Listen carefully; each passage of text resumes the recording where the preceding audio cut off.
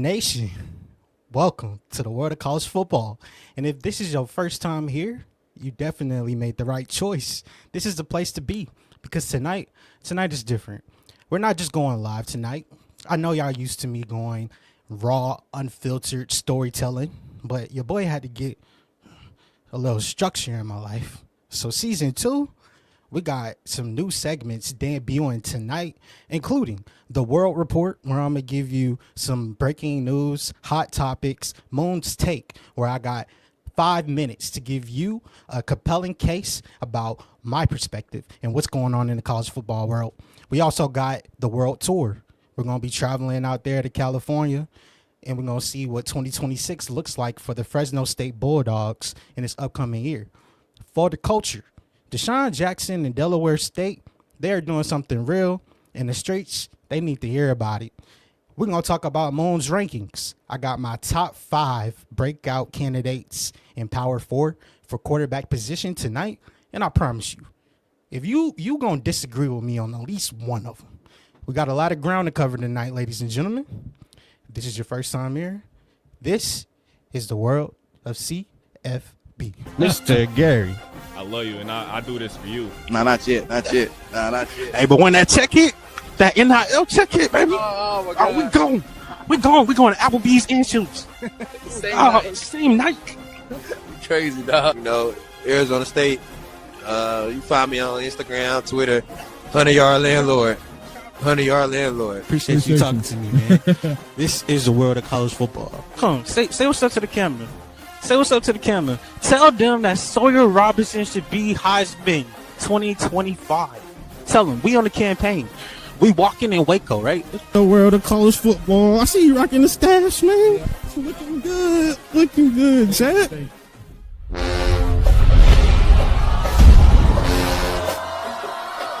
We're here with Travers Family Football head coach, Justin Wilcox. I'm trying to get swole like this dude.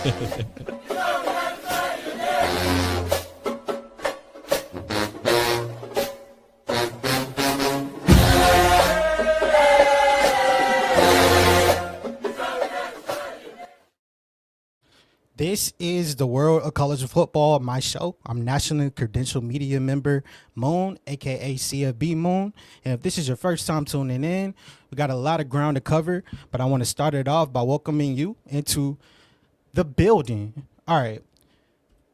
On the world of college football, we're going to cover a lot of topics tonight, including the World Report. And let's start off first with the guy that's getting a lot of traction and a lot of headlines right now. Texas Tech quarterback Brendan Sorsby is seeking residential treatment for gambling addiction, and his ineligibility or eligibility for the 2026 season is in serious doubt right now, my friend. So let's break down actually how we got to this point. Brendan Sorsby transferred from Cincinnati, 45 touchdowns, 12 interceptions, over 1,000 rushing yards across 2024 and 2025 seasons. He was the most coveted prospect in the transfer portal cycle. He got a $5 million NIL deal. The issue became when he was a redshirt freshman at Indiana in 2022. He placed bets on Indiana to win, not lose, not to shave points, but to win. But the NCAA rules prohibit any betting on college or professional sports, period. So the NCAA is now investigating. His gambling is not drawn any law enforcement attention, but sources say it was a steady flurry of bets. When I say flurry, I mean thousands. And it was over a period of time. No game manipulation, no point shaving. But under NCAA policy, betting on another school in your own sport, you can get up to a half-season ban. Texas Tech had the Big 12 titles in their hands after already doing so last year. Now, that's a serious question. Coach Joey McGuire's statement was all class, though. Very buttoned up. We love Brendan, and we're supporting his decision to seek professional help. Backup Will Hammond is recovering from a knee injury right now, and Texas Tech Red Raiders ceiling just dropped significantly. But here's the thing that gets me about this situation, and I'm going to get more into it when we get into Moon's take in a couple of minutes. Sorsby, he made bets as a freshman making nothing. And he had a gambling problem that nobody is talking about until now. Texas Tech built their entire 2026 program around a $5 million investment. And now the NCAA's response is to potentially take away his eligibility for it. That conversation is coming. We will get to it. But right now, the Big 12 race, it is officially wide open, my friend. Up next, Champ Monds commits to Notre Dame. The biggest recruiting news of the day for me came out of South Bend, Indiana. 4-star quarterback, Wonderful, and yes, that is his actual name, Wonderful Champ Monds committed to Notre Dame Fighting Irish on the Pat McAfee Show today. Shout out to Pat. 6'2", 225 out of Vero Beach, Florida. He reclassified from the 2028 class to 2027. You know what that means. Notre Dame just pulled a future top quarterback prospect a full year early after having CJ Carr in the clip right now. He beat out Ohio State, Florida State for their commitments, and now Notre Dame is now the 12th commit in their 2027 class. The Fighting Irish now have 4 of the last commitments have come out of Florida. They are clearly targeted the Sunshine State. The Irish are now with Champ Monds, and they just secured their quarterback for the future, at least for now. Watch the name and make sure you pay attention to it. Coming up next on the show, College Football 27 open world concept is officially gone viral, and we need to talk about this because the internet is currently going crazy. AI generated concept videos showing that open world 2027 college football game has gone viral, and people have been taking this to the fullest extremes. Pictured on your screen is University of Georgia open campus. It takes it, fan reactions have come from all over the place. Some of them been trolling, making this a very comical situation. Now, you go to the flip side of things. Pictured on the screen is a Georgia Bulldog pulled over in a Hellcat by a police officer with the optionality to choose, just like an open world concept. Now, half the people are hyped and the other half are saying, hey, just fix the actual gameplay, bro. First, and then we can add on all the virtual reality we need to and open world immersion, because immersion will be incredible. Yes, but if the run blocking, the zone coverages still look horrible and the DBAI is still reading routes before the receiver does, then I think that we still have a problem. And it doesn't matter how dope the open world concept is. So I say fix the game. Then we can talk about open world concept, but let me know what you think in the chat. Drop it in the comments right now. Open world, yes or no? I'm on the fence. I'm leaning yes, though. Let's talk about the next topic on our dash. Picture this Oregon. They were in the open world concept too. And I want to give a special shout out because people have really been going crazy. There were some of them that didn't make the list on the show, but trust me, just go on Twitter and type in CFB 27 open world and you're going to see all types of stuff. They had Mississippi State in a trailer park. Hey, I'm just a messenger. Coming up next, Tremaine Jackson, Prairie View head coach of the illustrious A&M. He said something that needs to be heard across the college football world and the HBCU football world as well. The SWAC just made a move to eliminate non-conference games against teams outside of the Division I and the Division II. And Jackson, he says the league is, quote, 5 years behind making this move. And this is what he exactly said, which is direct words. I think the league is 5 years behind. If you want to be elite, you got to play elite people. I agree, coach. Prairie View A&M's 2026 schedule opens at Tarleton State. They host Texas Southern in the Labor Day Classic. Oh, boy, I wish I could be there. They travel to Baylor in DJ Lagway. They have Stephen F. Austin, and that's in the first 4 weeks. Jackson literally said, I wish my school could play the School of the Blind and Mary Had a Little Lamb Chops, but we don't get those games anymore. That quote right there, that is championship coach speak. Prairie View had an amazing 2025. They reached the Celebration Bowl for the first time in a while, and their coach is literally asking for their schedule to be harder. I feel like they are literally walking into 2026 as the big dogs in the SWAC, And that's a program that's building something real. We're going to talk about it more, HBCU football and for the culture later on. But I wanted to give Coach Jackson his flowers right here in the Moon Report. Let's get to the next topic. A guy out of Georgia committed to Georgia Tech. Moonie Gipson committed to the Georgia Tech Yellow Jackets. And this is the last one in the World Report. This one is close to home. It's familiar for me, but 4-star running back Moonie Gipson, a.k.a. Quintarius Gipson, out of Kell High School right here in Marietta, Georgia, committed to Georgia Tech earlier today and chose them over Auburn and Virginia Tech. Class of 2027, oh, I cannot wait. This kid is a machine. 572 carries, over 4,300 yards rushing, and 53 rushing touchdowns in his career over 3 varsity seasons. He set Kell High School's single-season rushing record in 2025, year of our Lord, with almost 1,900 rushing yards. Georgia Tech coach Brent Key and the recruiting staff, they keep locking in these top Georgia kids. That's exactly the type of build that we want to see for the long time coming. We got to watch the Yellow Jackets because they're not sneaking up on anybody. And chances are they're probably taking your recruits. That right there is the World Report, hosted by CFB Nation. It's great to be back. Season 2 of the show. This is the World of College Football. If you don't know, and this is your first time in the building, I am Moon, credential media member of the CFB Nation. If you don't know, check out thecfbnation.com for all your latest, my guy. Let's get into the next one, where some hot takes gonna get popping.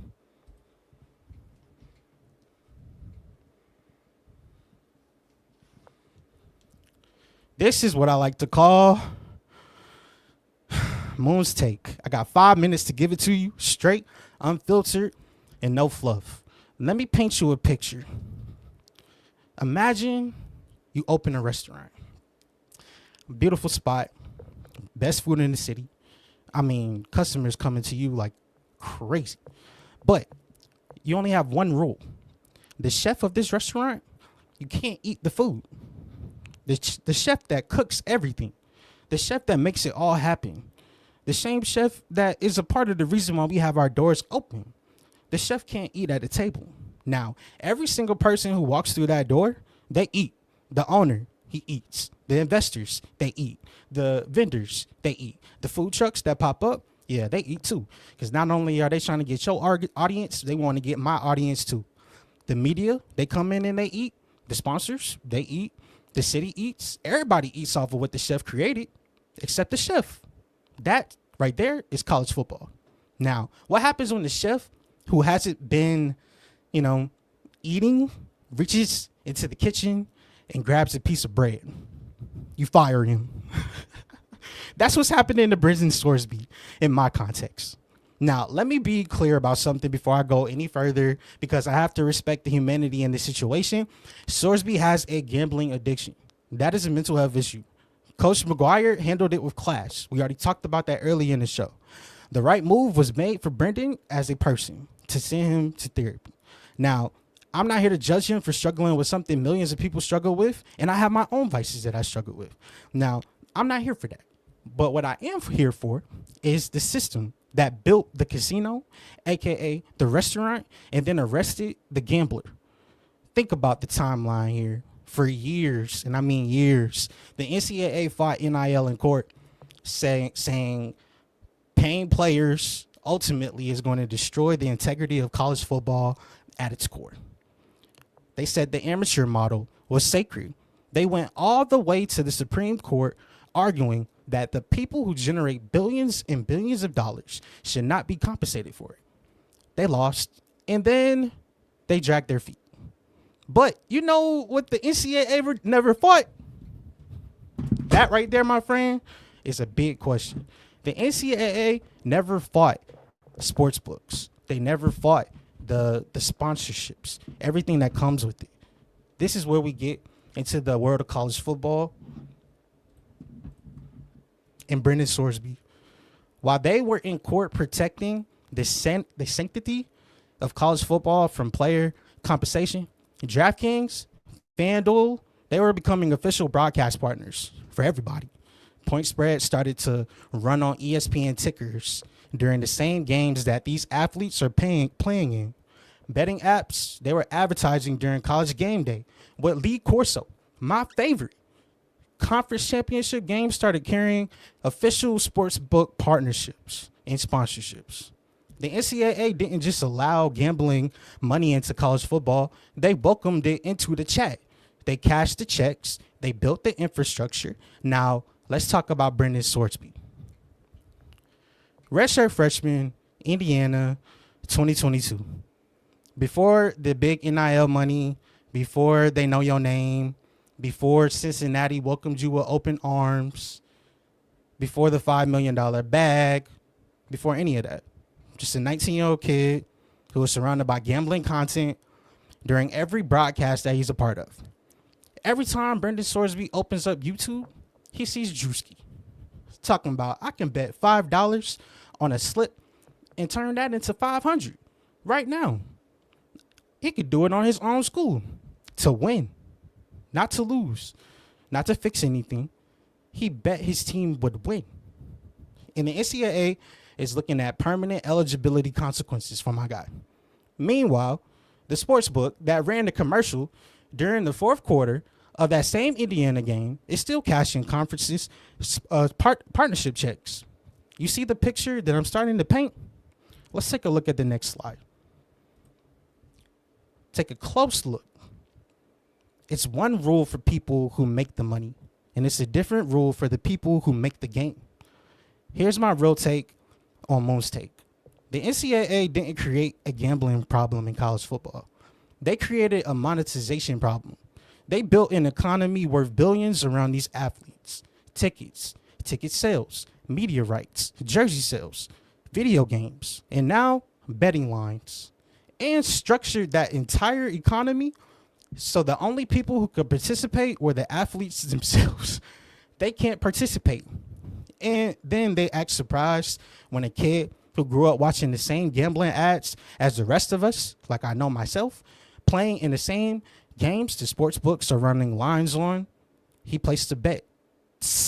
Plural, because there was a lot of them. You can't build the casino on somebody's back and then suspend them for playing the slots. Now, I want to be careful here because rules exist for a reason. He should be out of here, gone. He broke the rule. He gotta go. I'm just here to play devil's advocate and shine the bigger light on the system, the ecosystem. Because if the rules are going to exist, they need to apply to everybody in this ecosystem. Not just the 22-year-old who grew up without financial literacy or in a system that refused to pay him unless he got pushed for a college football video game. Brendan Sorsby is getting help. That's right. And I hope, my brother, that you get healing. But I hope that ultimately he comes back. But the next conversation that we have to have is the one that you won't hear on the 4-letter network called ESPN. It's about why we built a multi-million-dollar gambling economy inside of college football and handed the entire liability to the players. That's my take. That's my world. That is Moon's take. This is the world of college football. Let's go. I've been waiting to pop that off for so long, and I finally got it on my chest. Whew, I feel so much better now. Feel so much better. Welcome to the show. If this is your first time here, it's a pleasure to have you in the building. You just got a chance to witness Moon's take. And now we're going to the next topic. Next conversation for you. The World Tour. World Tour. Shout out to my dude, Brendan. Let's take a trip to Fresno State, a.k.a. California, and do a deep dive on the program. And tonight, we're going out there to the Central Valley. Fresno State and the Bulldogs. Head coach Matt Entz, who I love dearly, is in year 2 of this glorious rebuild. Last year, the thing that pops up on my screen, Kansas. What could have been? But he took that momentum and said, look, we're going to come out guns blazing.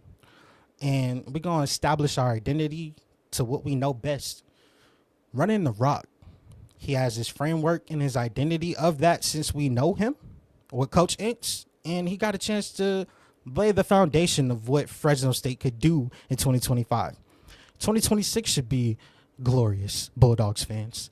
Come holla at your boy as I give you the big picture. Fresno State, they ended up overachieving in my opinion. And I think that they're going to be projected about 8 wins. I'm taking them at 8 wins this year. Currently, I got their strength of schedule at 88 nationally, which tells you that it's not murderous playing out there in the new Pac-12. They enter 2026 as one of the most structurally stable G6 programs in the country.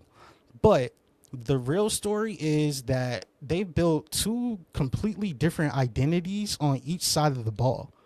And you need to know which identity shows up, because when they show up, it's going to be everything. Speed kills. And you see those variations on defense with Fresno State. Fresno State, let's start with the good news.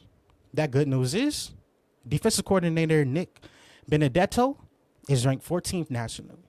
14 at Fresno State. 4-2-5 system. 41st nationally. And look, 7 starters returned. Cornerback Simeon Harris, 5 interceptions, 5 pass deflections. He's a caliber player that you can have in the cornerstone of your defense.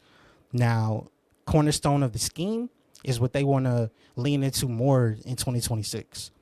Defensive end, DeSean Jackson had 32 tackles and 7 tackles for a loss. But this defense is not just good for the G6 standards.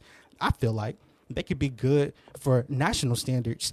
And this defense can make life miserable for anyone on their schedule. Now, let's talk about the offense. That's where I look at the problem.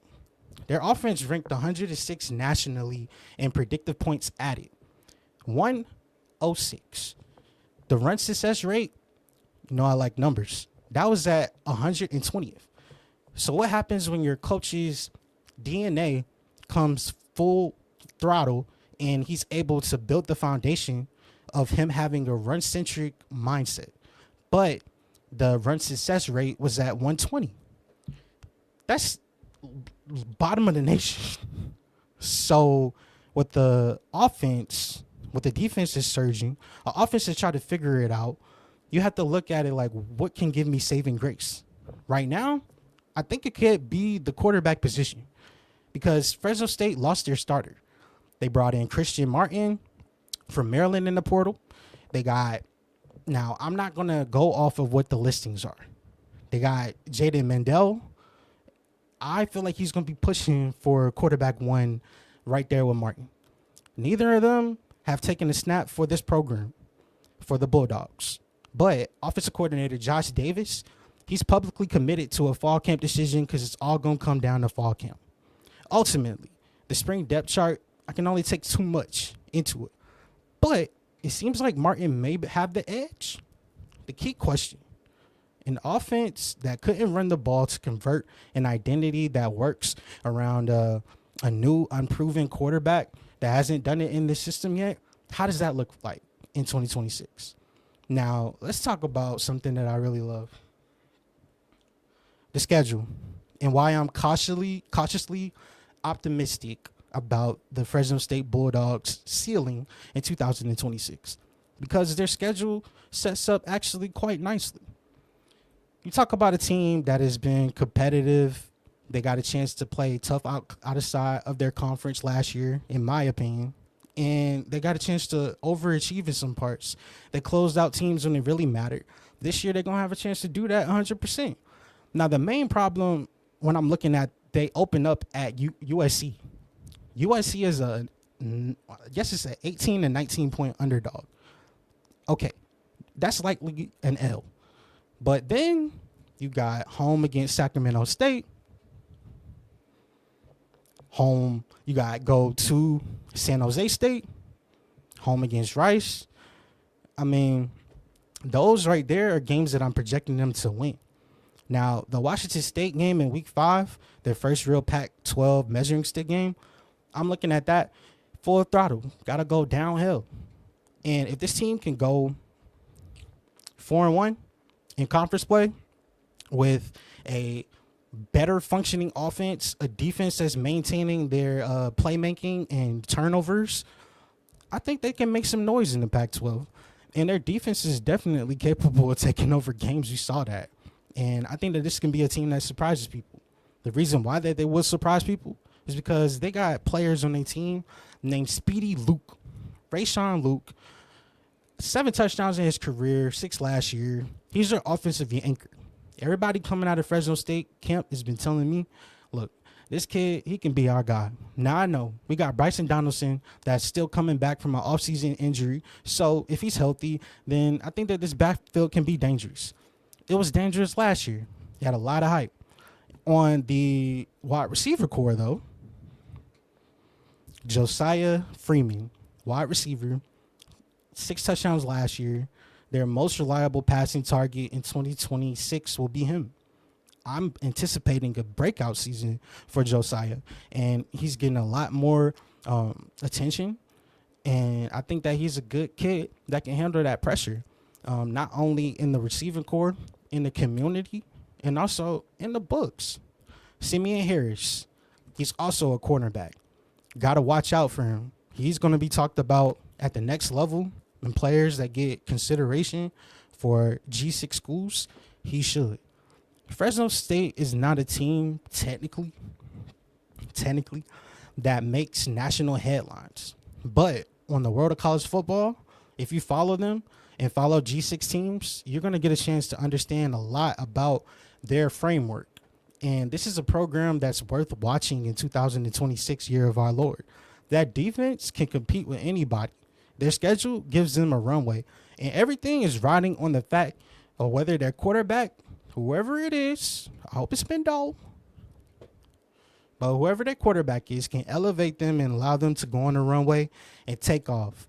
Because, you know, we got to get that run game going too. That's the World Tour for tonight. My dog, we got to just give Matt Ince some time. Just give him some time to let him cook.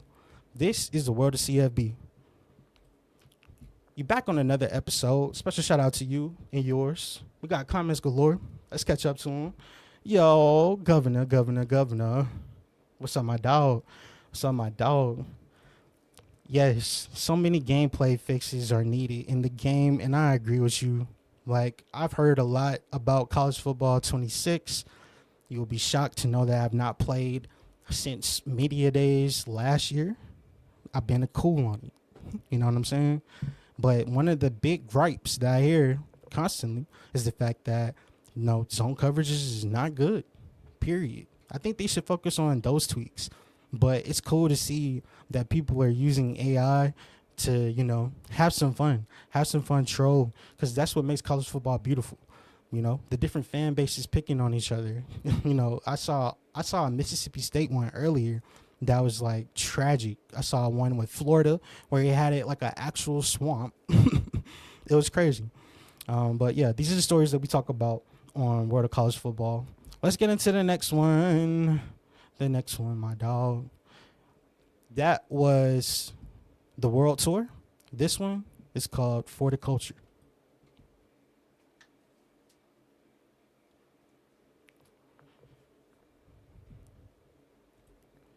Delaware State and the coach DeSean Jackson, they are something that you need to pay attention to in 2026. And the reason why is because every episode of college football, of the World of College Football, we're going to talk about these stories that deserve the same spotlight, the same platform, the same energy, and the same respect as any other story in the Big Ten, SEC, you name it. You can go down the list. Tonight, we're going to be talking about Delaware State because they need some love.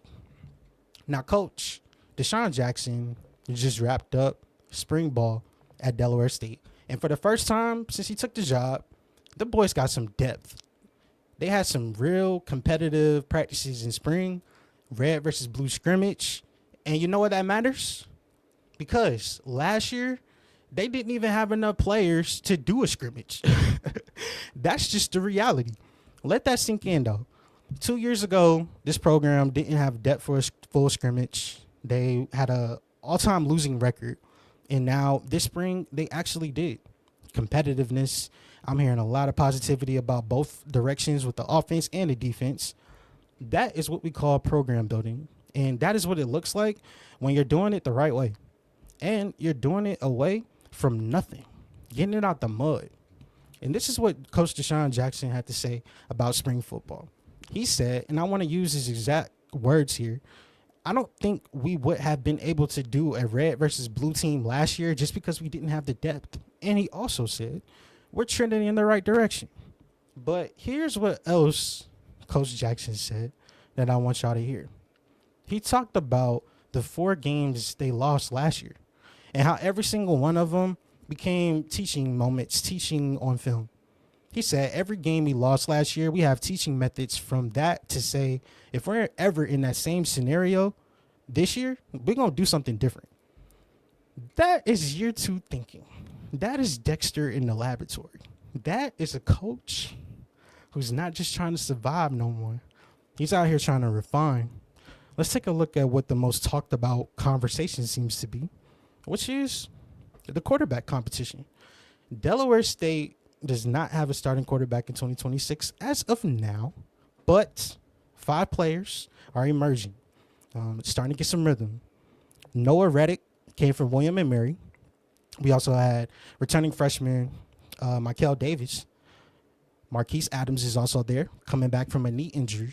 We're praying for him with a speedy recovery. Jay Saray is also there, who started games in 2025, year of our Lord. And then they got freshman Jerry Bali. Now, Jackson seems to be taking the early ownership of the role, but it's still spring, wrapping up. You got to be able to read the defense. You got to be able to get out there and be confident. And when you get out there on the line of scrimmage, allow the cohesiveness. You want to be able to hear you. This is the bold part, though, of what DeSean Jackson is doing, because he said that he wants Delaware State to be a passing team in 2026. They were a run-first centric team in 2025. They ranked among the FCS leaders in rushing offense. So he's flipping the script and doing it and saying, we're going to make our offense harder to run. And it's also ultimately going to make our program better, make our offense better. We're going to push the passing game vertically. And you know I love that. Now, that's ultimately a coach, though, that is playing the long game and maximizing the most out of spring ball and spring camp. Now, here's the big picture, though. The big picture about why this matters for HBCU football is that Delaware State went 8-4 in their first 4 years, first full year with DeSean Jackson. They made a run in the MEAC. They were a tough out. They had ESPN visibility and all the spotlight. Coach, they had a game at Lincoln Financial. Coach Tremaine Jackson at Prairie View is asking for harder schedules and trying to play Baylor in the 4th game of the season. And now you talk about all the energy around HBCU football in 2026 with all these classics. It's different, man. It's really, really different. And that's why the world of college football will always be a place for where these stories get the platform that they rightfully deserve. Always. And that's for the culture. Let's get into the next episode segment.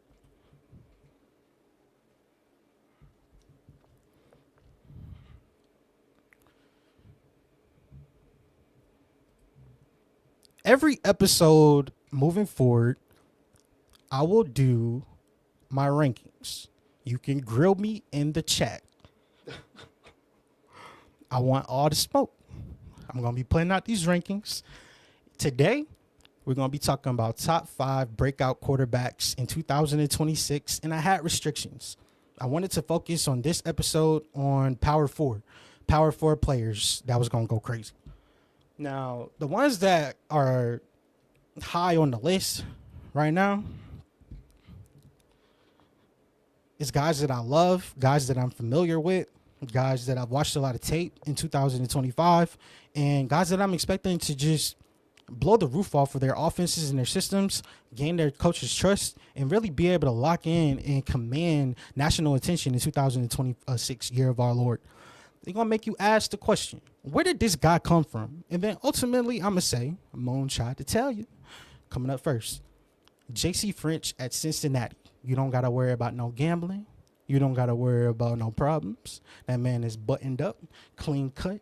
Everything going to go the right way. A man's man, gentleman. But make no mistake, when you get on the field, he is a dog. Coming in at number 5 is a guy who was just at Georgia Southern. Now, hear me out before y'all say that this is too low or why is he even on the list.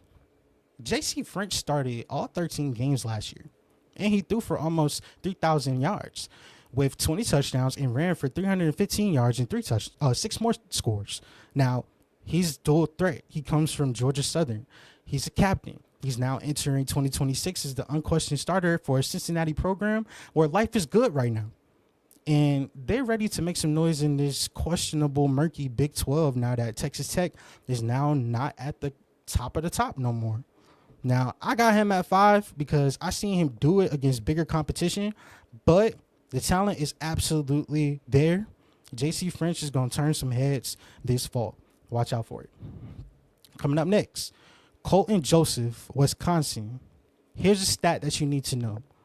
2,624 passing yards, 21 touchdowns at Old Dominion in 2025. 1,007 rushing yards, 13 touchdowns, 302.6 total yards per game. That was 8th in the nation. And he played where, Moon? Old Dominion. Hell, ODU. Sunbelt Offensive Player of the Year. Now transferring to Wisconsin. Number 4 is Colton Joseph in Nation. This is a pick that might surprise some people. I get it. But he was at Old Dominion last year. He was electric. His yards per completion was at 15.2. That was second in the entire country. Wisconsin Badgers fans, you can't even dream of the number 15.2. Y'all closer to the other side, closer to 0 from last year and the years before under Luke Fickell. He was one of only 2 quarterbacks in the entire nation last year to throw, and this is crazy, to be able to post 2,000 plus passing yards and 1,000 plus rushing yards. Then that company that he's already in tells you it's great names. Lamar Jackson, Jaden Daniels in 2023, Lamar in 2016, Colin Murray in 2018. Now this kid transfers to Wisconsin and walks into the Big Ten like a big dog, big stepper. If the offensive line continues to gel, gives him some time, watch out. Colton Joseph might be a name to watch. Stats to know. This kid led the nation with passing yards per game, total offense, and total yards per attempt as a redshirt freshman. At North Texas in 2005, life was amazing in Denton. 34-9 and had 68.9% completion. 2025, Bursler Trophy winner, and now he's transferring with his coach and a plethora of other talent to Oklahoma State and the Cowboys. Number 3 is Drew Metzemaker. Walk on from Vandergrift High School in Austin, Texas. Won the trophy last year, the Bursworth. And that goes to the nation's best player who started as a walk-on. He led the entire country in passing yards. And this kid is going to be in a Heisman Trophy conversation by November. I'm telling you right now. He was 9th nationally in completion percentage at almost 69%. And he has 609 passing yards in a single game. Drew Metzemaker, I'm looking forward to seeing you cash out, my dog. Coming up next, JKS. 3,454 passing yards, 18 touchdowns, 9 interceptions. As a true freshman, he started in all 13 games, led them to the ACC's top mark in completions per game. And he did not throw an interception in his final 178 passing attempts. Only Power 4 player to start career with a 13 consecutive 200-yard performances. This man is a problem, man. This kid who was being recruited by Oregon, Georgia, ultimately chose Cal. He could have left last year. Let's be real. He chose to stay. Shows loyalty. And in year 2, with the full offseason, with the new coach, new regime, Tosh, I'm betting on them. And Jaren Kiagwe Sakapalitele is going to be one of the most exciting players, quarterbacks in the country. And the name alone deserves a segment. Jaren Kiagwe Sakapalitele. Say it with me, nation. Remember the name. Remember the name. Last but not least, stats that you should know for my next guy. As a true freshman, Malik Washington started in all 12 games in 2025. 273 completions, school record as a freshman. 2,963 passing yards, school record for a freshman. He broke Danny O'Brien's 2010 mark. Now, 17 touchdowns, which is crazy. As a freshman, he threw for 200-plus yards in 11 out of 12 games. Big Ten Freshman of the Week twice. Now, he's at number 1 for me, nation, and you might not know this name yet. Hopefully you do, but if you don't, write it down. Malik Washington, Maryland's finest, 6'5", 231, from Glen Burnie, Maryland, a kid who went to Archbishop Spalding and was undefeated in conference play, 25-0 as a starter, 3 consecutive MIAA titles, and the all-time passing leader in MIAA history. Now, he did work in his 2025 season as a true freshman, and now he's debuting into this 2026 year, getting all the love. Spring was wonderful for Malik Washington, and I want to make this clear. In year 2, with the full offseason, an offense built around him, and a chip on his shoulder, a defense that should hopefully be better after falling off of a cliff after the week 5, I'm looking at him to be my number 1 breakout quarterback in 2026. And honestly, I think he's in the dark horse race for Heisman talks if everything goes right for Maryland by October. Now, put some respect on his name right now. That's Moon's rankings for tonight. If you disagree, drop it in the comments and let me know. Please, I want to hear you. And let's close this thing out.